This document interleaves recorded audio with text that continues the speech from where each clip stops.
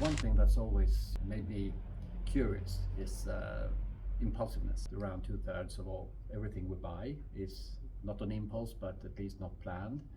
And I think the whole idea about discount stores is quite fascinating. That you go there not because you know the assortment or because you need stuff, but rather you go there to buy stuff.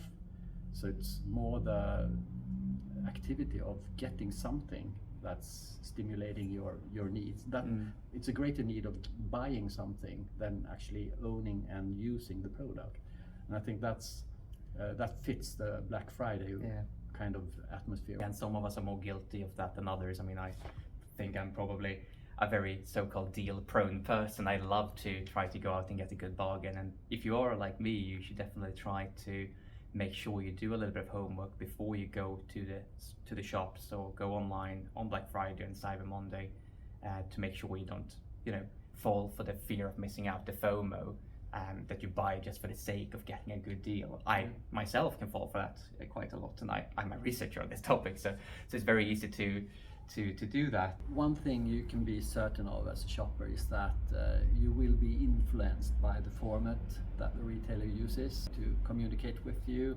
So for instance, beware of that if you're buying, say, a bright product and it's projected onto a black background, or if it's a store that's more dark and you look at the brighter product, you will buy more. So the brightness contrast makes you think more thoroughly about the product, and you will buy more. The higher the number on the discount, the more you will buy. So if it's a 25% discount or if it's a £25 discount, whichever is the higher, retailers will use the higher number, the higher numerical term, because then you will expect, or you will perceive the discount to be deeper, and you will buy more.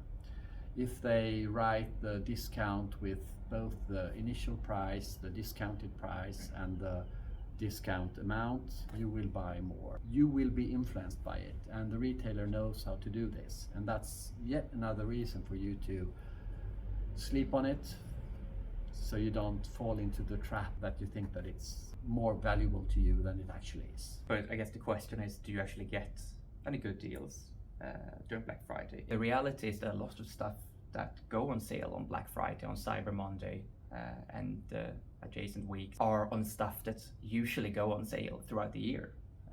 There's been quite a lot of research done that show that up to 80, maybe even 90% of the products that you see heavily discounted on Black Friday in particular have been discounted within the last half year or so. So how do you research the prices prior to Black Friday, Cyber Monday, and then these campaign periods? Well, one way to do it, which is working really well for online retailers, is use some of these price comparisons websites, and they usually allow you to track prices historically.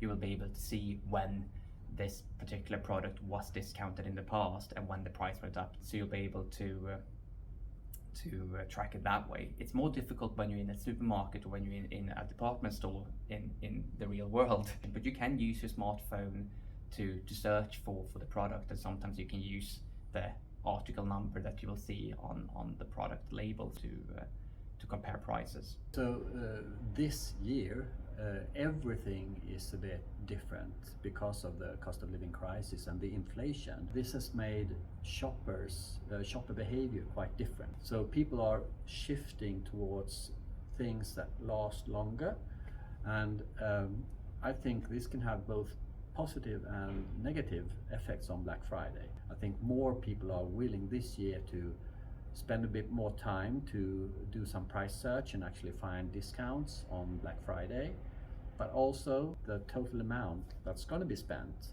on Christmas, for instance, is probably going to be a bit less than the average year. So that's going to have a sort of dampening effect on Black Friday sales.